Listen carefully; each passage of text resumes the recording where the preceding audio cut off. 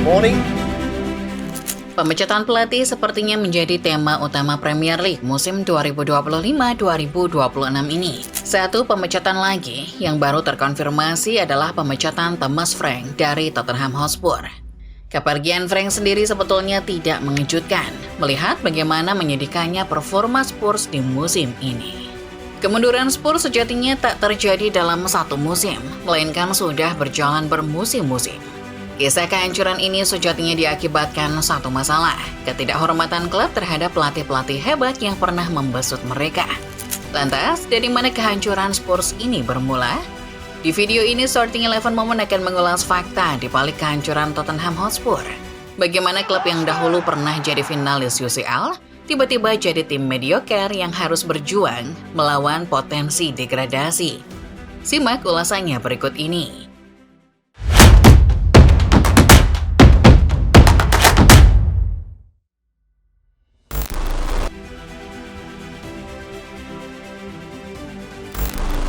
Tottenham Hotspur mungkin bukanlah tim yang punya nama sebesar para raksasa lain seperti Manchester United, Manchester City, Liverpool, Arsenal, atau Chelsea. Namun klub asal London ini sejatinya masih diakui sebagai salah satu kekuatan tradisional.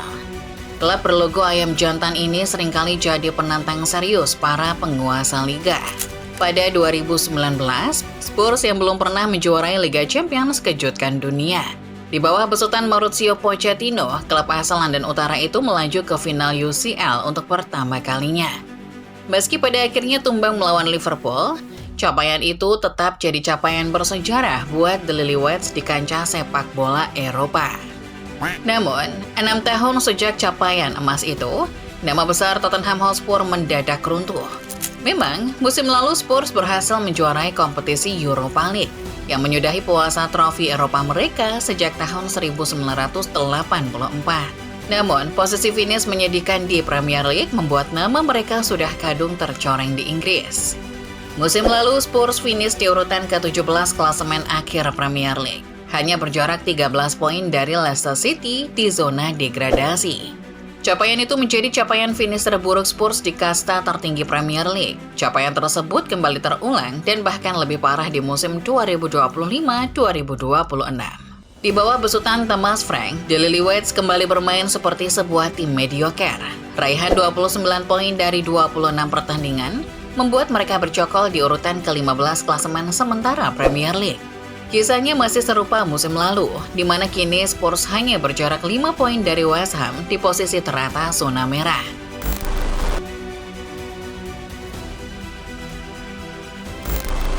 Di setiap catatan buruk sebuah tim, pelatih tentu menjadi figur yang paling banyak disalahkan. Demikian pula halnya dengan Tottenham Hotspur. Sejak awal kedatangannya, Thomas Frank bukanlah figur populer di kalangan fans. Reputasinya kemudian makin hancur seiring berjalannya waktu. Ada alasan mengapa Frank mendapat hinaan pendukung ketika tim besutannya takluk 1-2 melawan Newcastle juga di beberapa pertandingan lainnya. Faktanya, di bawah besutan pelatih yang namanya sempat naik daun di Brentford itu, Spurs memang menyedihkan. Frank bahkan menjadi pelatih Spurs dengan catatan paling buruk sepanjang sejarah. Melansir dari data BBC, Frank yang baru menang 7 kali dari total 26 pertandingan liga, catatkan presentasi kemenangan cuma sebesar 26,9%. Angka ini menjadikannya sebagai pelatih dengan presentasi kemenangan terburuk Spurs. Bahkan Nuno Espirito Santo saja punya presentasi kemenangan jauh di atas Frank, yakni sebesar 50%. Spurs sendiri masih dipandang sebagai salah satu traditional Big Six teams, terlepas dari performa buruk mereka di 2 musim terakhir.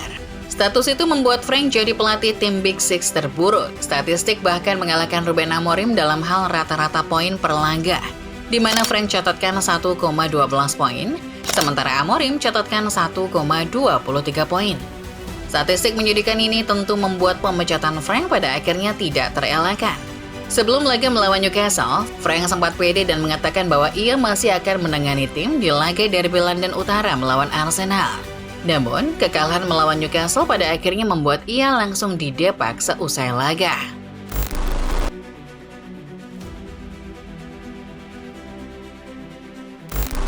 Kita sudah tahu bahwa Tottenham Hotspur mengalami kemunduran pesat dalam 2 musim terakhir. Namun tahukah kalian dari mana semua ini bermula? Well, kalau ditarik mundur, kehancuran Spurs sejatinya tidak terjadi dalam 1 atau 2 musim. Kehancuran ini terjadi selama bermusim-musim, bertahap, sejak keberhasilan mereka maju ke final UCL. Selain mencatat rekor sebagai pelatih pertama yang berhasil bawa Spurs ke final, Pochettino ketika itu juga catatkan sejumlah rekor. Di bawah asuhannya, Spurs sempat finish kedua di IPL musim 2017-2018. Itu merupakan posisi finish tertinggi Spurs sejak musim 1992-1993, serta raihan poin tertinggi mereka sejak era Premier League. Namun, periode manis justru tak bertahan lama. Musim 2019-2020, ketika itu baru berjalan 12 pertandingan. Pochettino cuma meraih 3 kemenangan dan kumpulkan 14 poin. Dengan posisi Spurs ada di urutan ke-14, Daniel Levy mengatakan tak ada jalan lain. Pelatih asal Argentina itu dipecat pada bulan November 2019. Melihat posisi tabel klasemen saat itu, keputusan Spurs memecat Pochettino rasanya memang sedikit masuk akal.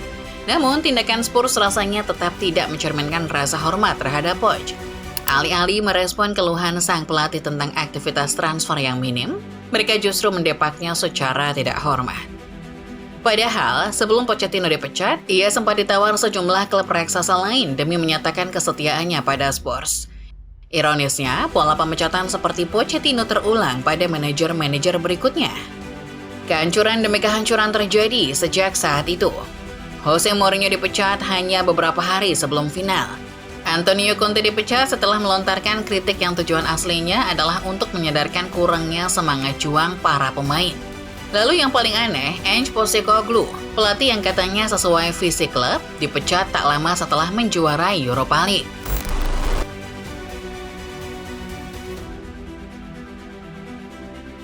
Pemecatan pelatih-pelatih hebat bisa dibilang jadi biang masalah kehancuran Spurs dalam beberapa tahun kebelakang. Namun, di balik pemecatan-pemecatan itu, manajemen tentu jadi pihak yang patut dipersalahkan. Dari Pochettino sampai terakhir Thomas Frank, manajemen Spurs memang menjadi salah satu manajemen paling bermasalah. Ketika Daniel Levy mengambil alih klub pada 2001, Levy selalu mendengarkan fans. Namun semua berubah sejak pemecatan Pochettino. Levy langsung menendang sang pelatih, meski para fans sejatinya masih sayang dengan sosok asal Argentina itu. Pola keanehannya berlanjut bahkan setelah Levy hengkang. Setelah kepergian Levy, klub menunjuk CEO baru, Vinai Venkatesam. Soal track record, sosok yang menggantikan Daniel Levy ini memang punya prestasi mentereng. Namun figurnya bukan figur yang populer di kalangan fans. Fans tidak menyukai Vinai lantaran sang CEO punya latar belakang bekas manajemen rival Arsenal. Keputusan-keputusan yang diambil Spurs di bawah Vinai pada akhirnya juga tak memuaskan fans. Ia menunjuk Thomas Frank, pelatih yang terang-terangan mengaku kagum pada Mikel Arteta. Dalam satu interview, Frank bahkan memuji Arsenal sebagai salah satu tim terbaik, sesuatu yang terasa haram buat para fans. Namun, satu kesalahan terbesar tetaplah soal dukungan manajemen pada pelatih. Bayangkan, musim ini, hampir semua skuad inti Spurs cedera. Dari James Maddison, Dejan Kulusevski, Pedro Porro, Mohamed Kudus, Richarlison, dan masih banyak lagi.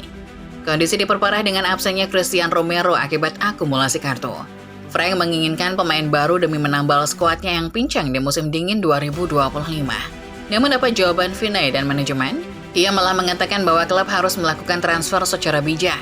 Selain Conor Gallagher dan Sousa, tak ada rekrutan lain. Manajemen membiarkan Frank berjibaku dengan skuadnya yang amat tipis.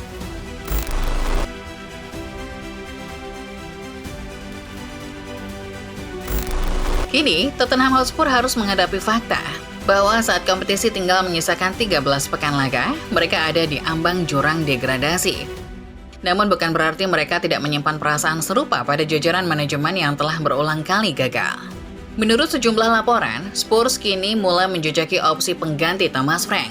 Nama Mauricio Pochettino muncul sebagai salah satu kandidat terdepan untuk menggantikan pelatih asal Denmark.